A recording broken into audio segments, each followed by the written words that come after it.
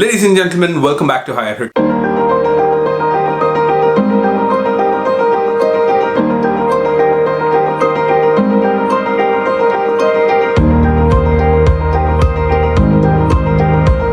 This is the first ever video of our video series. With a series of videos last couple of days before. Guys, this video is specifically designed for younger professionals. That the nursing colleges in the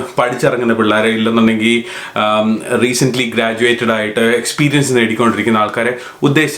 video series. Actually decision letter Ireland travel, UK travel.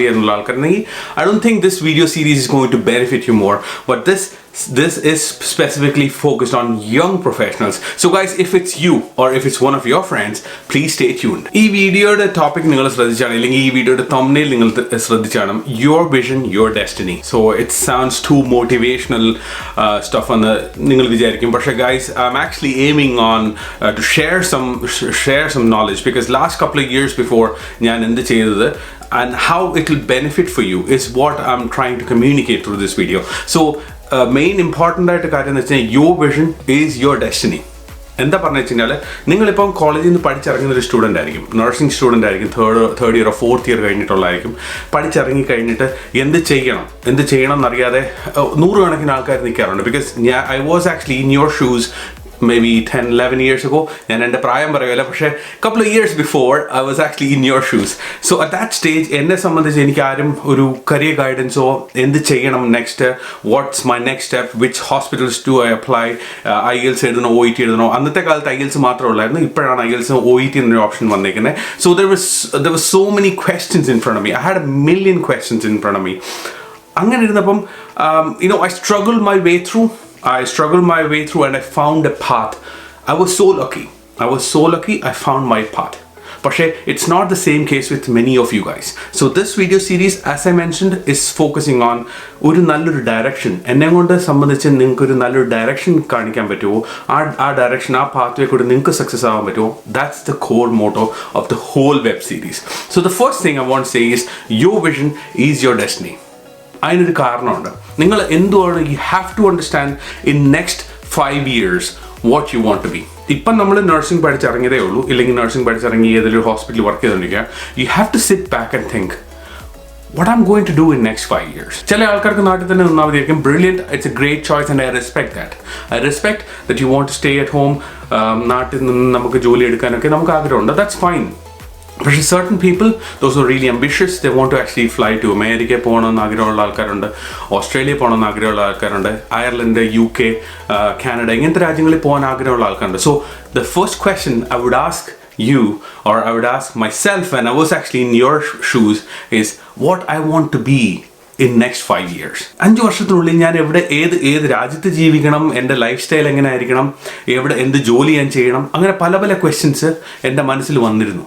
ആ questions ഞാൻ എഴുതിയതിന് ശേഷം one thing I realized, Ireland എന്നൊരു രാജ്യം ഞാനൊന്ന് കേട്ടിട്ടില്ലായിരുന്നു. Okay, so at that stage I was thinking, okay, ഇത് Scotland or UK, ഈ രാജ്യങ്ങളിൽ ഏതെങ്കിലും ഒരു രാജ്യം ഞാൻ സെലക്ട് ചെയ്യാം, അവിടെ പോയി നഴ്സായിട്ട് എനിക്ക് പ്രാക്ടീസ് ചെയ്യണമെന്ന് ആഗ്രഹം ഉണ്ടായിരുന്നു.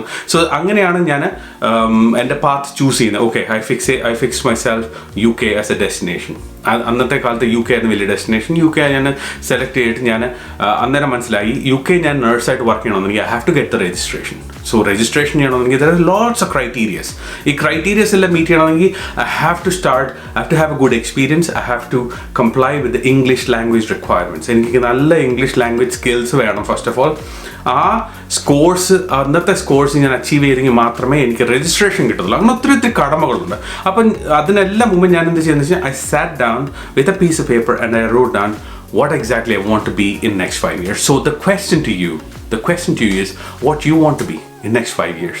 It is an important question that you have to answer. നിങ്ങൾക്ക് ആ question you are the only one. നിങ്ങൾക്ക് വേറൊരാളുടെ സഹായം തേടാൻ പറ്റത്തില്ല ഈ ഒരു കാര്യത്തിന്, because it's about you.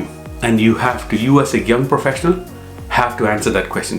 Once നമുക്ക് ആൻസർ കിട്ടി, നിങ്ങൾക്കിപ്പം UK പോകണം, അയർലൻഡിൽ പോകണം, ഓസ്ട്രേലിയ പോകണം എന്ന് ആഗ്രഹിച്ചു, നെക്സ്റ്റ് സ്റ്റെപ്പ് എന്തുവാ? ഇപ്പം ഫോർത്ത് ഇയർ കഴിഞ്ഞ് ഇറങ്ങിയ ഒരാളാണെങ്കിൽ നെക്സ്റ്റ് സ്റ്റെപ്പ് എന്ന് വെച്ചാൽ ഗെയിൻ യുവർ എക്സ്പീരിയൻസ്. നമുക്ക് വേണ്ടതെന്ന് വെച്ച് കഴിഞ്ഞാൽ നമ്മുടെ വീടിൻ്റെ ചുറ്റുവട്ടത്തുള്ള ഹോസ്പിറ്റൽസ് 150 to 200 ബെഡ്സ് ഉള്ള ഹോസ്പിറ്റൽ മതി. ചിലർ പറയും മൾട്ടി സ്പെഷ്യാലിറ്റി 1000 ബെഡ്സ് ഹോസ്പിറ്റലിൽ വർക്ക് ചെയ്യാൻ. അതൊക്കെ that's actually it's well and good in paper, but it doesn't matter. Overall ഒരു employer will be satisfied if it's between 150 to 200 beds ആയിട്ടുള്ള ഹോസ്പിറ്റലിൽ നമുക്കൊരു റെലവെൻ്റ് ആയിട്ടൊരു നല്ലൊരു വാർഡിൽ എക്സ്പീരിയൻസ് കിട്ടുകയാണെങ്കിൽ ദാറ്റ്സ് വാട്ട് ഇറ്റ് കൗണ്ട്സ്. നല്ലൊരു വാർഡ് എന്ന് വെച്ച് കഴിഞ്ഞാൽ ഇപ്പോൾ സ്പെഷ്യലിസ്റ്റ് വാർഡ്സ് ഉണ്ട്, like ICU, CCU, oncology, dialysis, ഇങ്ങനത്തെ സ്പെഷ്യലിസ്റ്റ് ആയിട്ടുള്ള വാർഡ്സിൽ നമുക്ക് കയറി പറ്റാൻ നോക്കണം. ഓപ്പറേഷൻ തിയേറ്റർ, ബിക്കോസ് ഈ കാര്യങ്ങൾ ഈ വാർഡ്സിലൊക്കെ ഇല്ലെങ്കിൽ ഈ ഒരു സ്പെഷ്യലിസ്റ്റ് ആയിട്ടുള്ള ഏരിയസ് നമുക്ക് വർക്ക് ചെയ്യുമ്പോൾ നമുക്ക് അതിനുള്ള എക്സ്പെർട്ടീസ് കിട്ടുക. Because as you can understand many of the nurses എല്ലാവർക്കും ഒരു മെയിൽ വാർഡിൽ, ഫീമെയിൽ വാർഡിൽ, മെഡിക്കൽ സർജിക്കൽ, അങ്ങനെ സിമ്പിൾ ആയിട്ടുള്ള വാർഡ്സ് വർക്ക് ചെയ്യുന്ന താല്പര്യം. അപ്പം കൂടുതൽ അബണ്ടൻസ് ഓഫ് കാൻഡിഡേറ്റ്സ് കൂടുതൽ അത് ഓപ്റ്റ് ചെയ്യുന്നുണ്ട്.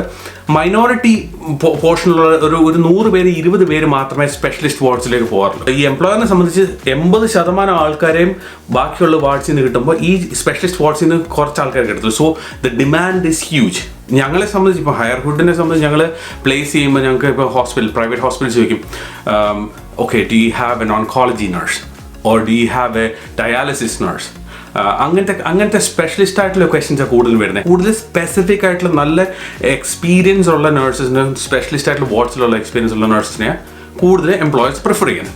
അപ്പം നമ്മൾ മനസ്സിലായല്ലോ, പഠിച്ചിറങ്ങുക, അതിനുശേഷം ഒരു 150 to 200 ബെഡ്സ് ഹോസ്പിറ്റലിൽ ഇതിൽ സ്പെഷ്യലിസ്റ്റ് വാർഡിൽ നമ്മൾ ജോയിൻ ചെയ്യുക.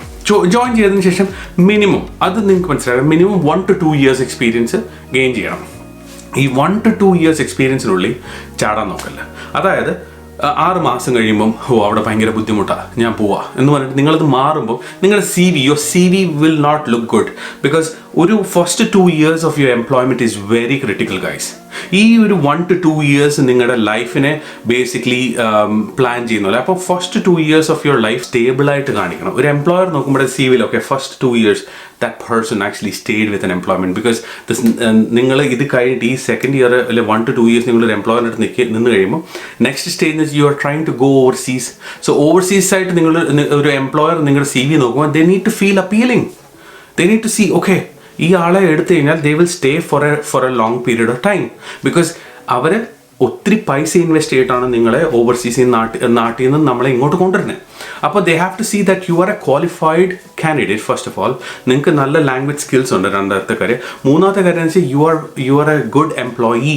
അതും ഇമ്പോർട്ടൻ്റ് ആയിട്ടൊരു കാര്യമാണ്. സോ ഫസ്റ്റ് 2 years ഇതിലൊരു നല്ലൊരു ഹോസ്പിറ്റലിൽ ജോയിൻ ചെയ്യുക, 150-200 ബെഡ് ജോയിൻ ചെയ്യുക. അതിനുശേഷം നെക്സ്റ്റ് ചെയ്യാൻ ഈ ഒരു 1-1.5 വർഷം അവിടെ നിന്ന് കഴിഞ്ഞ് നല്ല പോലെ നമ്മുടെ വാർഡ്സിലുള്ള കാര്യങ്ങളും നമുക്കിപ്പം ICUലാണെങ്കിൽ സ്പെഷ്യലിസ്റ്റ് ആയിട്ടുള്ള എക്യുപ്മെൻറ്റ്സ് എങ്ങനെ യൂസ് ചെയ്യുന്നത്, ഓരോ മെയിൻ ആയിട്ടുള്ള സിറ്റുവേഷൻസ് ഹാൻഡിൽ ചെയ്യുക, നല്ലപോലെ എക്സ്പീരിയൻസ് ചെയ്യുകയും ചെയ്യുക. ബിക്കോസ് ഫസ്റ്റ് 6 months ആണ് നിങ്ങളുടെ മെൻറ്റോർസ്, നിങ്ങളുടെ ചുറ്റുവട്ടത്തിലുള്ള നിങ്ങളുടെ കോളീഗ്സ് എല്ലാം പറഞ്ഞുതരും. ആദ്യത്തെ 6 മാസം, ഈ 6 മാസം കൊണ്ട് നമ്മൾ മാക്സിമം യൂട്ടിലൈസ് ചെയ്യുക, മാക്സിമം നമ്മൾ ലേൺ ചെയ്യാൻ നോക്കുക. Ask a lot of questions. Be a fool, just ask more questions. Once you ask more questions, people start to open up.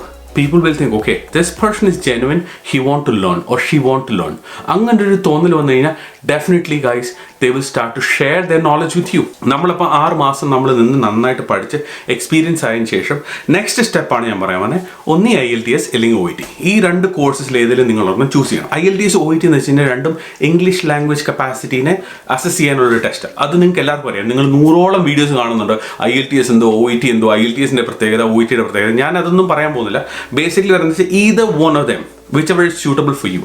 Because IELTS എല്ലാവർക്കും സ്യൂട്ടബിൾ ആവണമെന്നില്ല. ചിലർക്ക് നല്ലൊരു കമാൻഡ് ഓഫ് ഇംഗ്ലീഷ് ഇല്ലെന്നുണ്ടെങ്കിൽ നമ്മളെ സംബന്ധിച്ച് ഒരു നേഴ്സ്, സാധാരണ ഒരു നേഴ്സിന് ഏറ്റവും ഈസി ആയിട്ട് കോറിലേറ്റ് ചെയ്യാൻ പറ്റുന്ന OET ആണ്. ബിക്കോസ് അത് മെഡിക്കൽ ടേംസ് നമുക്ക് കുറേ യൂസ് ചെയ്യാൻ പറ്റും. നമ്മൾ ഡേ ടു ഡേ ഹാൻഡിൽ ചെയ്യുന്ന ലാംഗ്വേജ് അല്ലെങ്കിൽ ടെർമിനോളജീസാണ് കൂടുതൽ യൂസ് ചെയ്യുന്നത്. So I would say preferably ഇപ്പം 10-11 years back, if I had a chance, I would have opted OET. പക്ഷേ it's not the same case. ചിലർക്കാണെങ്കിൽ OET കാട്ടി എളുപ്പം IELTS ആയിരിക്കും. So you have to find out which ever you like. So once നിങ്ങൾ choose ചെയ്ത് IELTS വേണോ OET വേണോ എന്നുള്ള ചൂസ് ചെയ്തതിന് ശേഷം സെക്കൻഡ് തിങ് എന്ന് വെച്ചാൽ I have to ask you whether you want to sit at home, spend 2 to 3 hours per day training yourself for IELTS or OET, or ഏതെങ്കിലും ഒരു ഇൻസ്റ്റിറ്റ്യൂട്ടിൽ ജോയിൻ ചെയ്യുക. ഇപ്പോൾ ഹയർഹുഡ് ഇൻസ്റ്റിറ്റ്യൂട്ട് ഉണ്ട്, നിങ്ങൾക്ക് അറിയാം, പത്തനംതിട്ടയിൽ ഇൻസ്റ്റിറ്റ്യൂട്ടിൻ്റെ ഓൺലൈൻ ഞങ്ങൾ ട്രെയിനിങ് ചെയ്യുന്നത്. സോ അങ്ങനത്തെയുള്ള ട്രെയിനിങ് സെൻറ്ററുകളിൽ പോയി പഠിക്കണോ എന്ന് നിങ്ങൾ തീരുമാനിക്കും. വൺസ് ട്രെയിനിങ് സെൻറ്ററുകളിൽ പോയി പഠിച്ചാൽ it's more like a formal setting where you get a chance to actually talk to the instructors, clarify your doubts. There's a lot of things that you could do in a center. തന്നെത്താൻ ഇരുന്ന് പഠിക്കുന്ന ആൾക്കാരുണ്ട്, തന്നെത്താൻ ഇരുന്ന് പഠിച്ച് എത്രയോ ആൾക്കാർ പാസ്സായിട്ടുണ്ട്. നിങ്ങളിപ്പോൾ അത് IELTS OET വീട്ടിൽ ഇരുന്നോ ഇല്ലെങ്കിൽ ഇൻസ്റ്റിറ്റ്യൂട്ടിൽ പോയി പഠിക്കുക, പഠിച്ചതിന് ശേഷം എക്സാം എഴുതുക. Once you get your desired score, because ഓരോ രാജ്യത്തിനും ഓരോ സ്കോർസാണ്, അത് അവരുടെ നഴ്സിംഗ് കൗൺസിൽ ഡിസൈഡ് ചെയ്തിരിക്കുന്ന സ്കോർസാണ്. അപ്പോൾ അയർലൻഡിന് ഒരു സ്പെസിഫിക് സ്കോറാണ്, UK സ്പെസിഫിക് സ്കോറാണ്, അത് നിങ്ങൾക്ക് അറിയാവുന്ന കാര്യങ്ങളേ ഉള്ളൂ. ഇത് എല്ലാം വെബ്സൈറ്റിൽ നോക്കിയാൽ ആകെ NMBAയുടെ വെബ്സൈറ്റിലോ അല്ലെങ്കിൽ NMCയുടെ വെബ്സൈറ്റ് നോക്കിയാൽ നിങ്ങൾക്ക് ക്ലിയർ ആയിട്ട് അറിയാൻ പറ്റും. ആ ഡിസൈർഡ് സ്കോർ നിങ്ങൾ അച്ചീവ് ചെയ്യാൻ നോക്കും. So you have to work hard. Basically IELTS OET എന്ന് വെച്ച് കഴിഞ്ഞാൽ ഇതൊരു ഫസ്റ്റ് കടമ മാത്രമേ ഉള്ളൂ. ഒരു മെജോറിറ്റി ഓഫ് ആൾക്കാർക്ക് പാസ്സാവാൻ പറ്റാറില്ല. ടഫായിട്ടൊരു കാര്യം, പക്ഷേ it's not the end of the world. So what you need to do is you have to invest your time. You have to invest your time, energy and money. ഈ 3 കാര്യങ്ങൾ, time, energy and money invest ചെയ്ത് നിങ്ങൾ ശ്രദ്ധിച്ച് ഒരു 2-3 മാസം നിങ്ങളത് ശരിക്കും focus ചെയ്യാൻ. ഡെഫിനറ്റ്ലി IELTS OET ഏതൊരു ലാംഗ്വേജ് വേണമെങ്കിലും നമുക്ക് പഠിക്കാൻ പറ്റും. നിങ്ങളൊരു 3 to 4 months ട്രെയിൻ ചെയ്തതിന് ശേഷം എക്സാം എഴുതുക, ഡിസൈർഡ് സ്കോർസ് കിട്ടിക്കഴിഞ്ഞാൽ next option is you have to start your processing. Processing എന്ന് വെച്ച് കഴിഞ്ഞാൽ ഘട്ടം ഘട്ടമായിട്ടാണ് പോകും. If you ask me in a nutshell, എത്ര നാൾ എടുക്കും ഒരാൾ IELTS OET പാസ്സായതിനു ശേഷം ഇവിടെ എത്താൻ എന്ന് വെച്ച് കഴിഞ്ഞാൽ ഒരു 6 to 8 months എന്തായാലും എടുക്കും. Because you have to understand paper works. നിങ്ങൾ IELTS പാസ്സായതിനു ശേഷം നിങ്ങളുടെ ഡോക്യുമെൻറ്റേഷൻസ്, ആപ്ലിക്കേഷൻ പാക്ക് എല്ലാം ഫില്ല് ചെയ്യണം. അതായത് NMBI അല്ലെങ്കിൽ NMC പോലത്തെ ഒരു രജിസ്ട്രേഷൻ ബോഡിയിലേക്ക് നിങ്ങൾ അപ്ലൈ ചെയ്യണം. അപ്ലൈ ചെയ്ത് ആപ്ലിക്കേഷൻ പാക്ക് എല്ലാം വരുത്തണം. ഇന്ത്യയിലോ അല്ലെങ്കിൽ നിങ്ങളിപ്പോൾ മിഡിൽ ഈസ്റ്റിൽ നിന്ന് ഈ വീഡിയോ ആണെങ്കിൽ വരുത്തിയതിന് ശേഷം നിങ്ങൾ ആ ആപ്ലിക്കേഷൻ പാക്ക് എല്ലാം ഫില്ല് ചെയ്ത് നിങ്ങളുടെ സ്വന്തമായിട്ട് ഫില്ല് ചെയ്യാനുണ്ട്, കോളേജിൽ നിന്ന് ഫില്ല് ചെയ്യാനുണ്ട്, നിങ്ങൾ വർക്ക് ചെയ്ത സ്ഥലത്തു നിന്ന് ഫില്ല് ചെയ്യാനുണ്ട്, നിങ്ങൾ പഠിച്ചിറങ്ങിയ നഴ്സിംഗ് കൗൺസിലിൽ നിന്ന് ഫില്ല് ചെയ്യാനുണ്ട്. ഇങ്ങനെ പല ഭാഗത്തുനിന്ന് ഫില്ല് ചെയ്ത് ഈ ഡോക്യുമെൻറ്റ്സ് എല്ലാം ചെന്ന് അയർലൻഡിലോ അല്ലെങ്കിൽ UK NMCയിൽ NMBA ചെന്ന് അവർ അസസ് ചെയ്ത് അവർ ഒരു ഡിസിഷൻ തരും. മനസ്സിലായി? ആ ഡിസിഷൻ തരുന്നവരെ ഏകദേശം ഒരു 4 to 5 months എന്തായാലും സമയം എടുക്കും.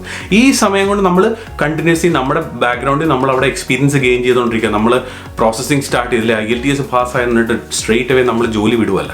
നമ്മളിതെല്ലാം ആപ്ലിക്കേഷൻ പാക്കും IELTS OET ഇതെല്ലാം പഠിക്കുന്നതെല്ലാം നമ്മൾ വർക്ക് ചെയ്തുകൊണ്ട് വേണം ഇതെല്ലാം ചെയ്യാൻ. എല്ലാവരും ഇങ്ങനെ ചെയ്യുന്നത്. അപ്പം ഇതെല്ലാം ജഗിൾ ചെയ്ത് പല കാര്യങ്ങൾ ചെയ്തുകൊണ്ട് നിങ്ങൾ ആപ്ലിക്കേഷൻ പുട്ട് ഫോർവേഡ് ചെയ്യുക.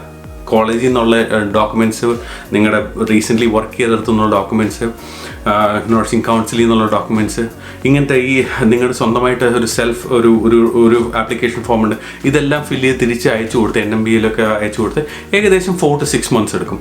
ഇതെല്ലാം അവർ അസസ് ചെയ്തതിന് ശേഷം what they will do is they will give you a decision. They will give you a decision saying either, ഇപ്പം ഞാൻ അയർലൻഡിൻ്റെ കാര്യം മാത്രം പറഞ്ഞത്, either you can come into Ireland to do adaptation program or aptitude test. ഈ 2 കാര്യങ്ങൾ, ഒന്ന് adaptation programme അല്ലെങ്കിൽ aptitude test ചെയ്യാൻ വേണ്ടി നിങ്ങൾക്ക് ഒരു ഇൻവിറ്റേഷൻ തരും. You basically have to find an employer find ചെയ്യുക. അത് നെക്സ്റ്റ് സ്റ്റേജ്. ഇത്ര കാര്യം പറഞ്ഞപ്പോൾ തന്നെ നിങ്ങൾക്ക് മനസ്സിലായി, ദൈവമേ IELTS OET അത് കഴിഞ്ഞിട്ടാണ് ആക്ച്വലി സ്റ്റെപ്സ് കിടക്കുന്നത്. ഈ IELTS OET എന്ന് വെച്ചാൽ ഫസ്റ്റ് സ്റ്റെപ്പ് ആയതേ ഉള്ളൂ. പിന്നെ നിങ്ങൾക്ക് കിടക്കുന്ന ആപ്ലിക്കേഷൻ പ്രോസസ്സ് കിടക്കുന്നു, എംപ്ലോയറിനെ ഫൈൻഡ് ചെയ്യാൻ കിടക്കുന്നു. ഈ കാര്യങ്ങളെല്ലാം നെക്സ്റ്റ് ഫ്യൂ വീഡിയോസിൽ ഞങ്ങൾ എക്സ്പ്ലെയിൻ ചെയ്യുന്നതായിരിക്കും. ഓരോ രാജ്യത്തിനെ പറ്റി ഞങ്ങൾ കൂടുതൽ എക്സ്പ്ലെയിൻ ചെയ്യുന്നതായിരിക്കും.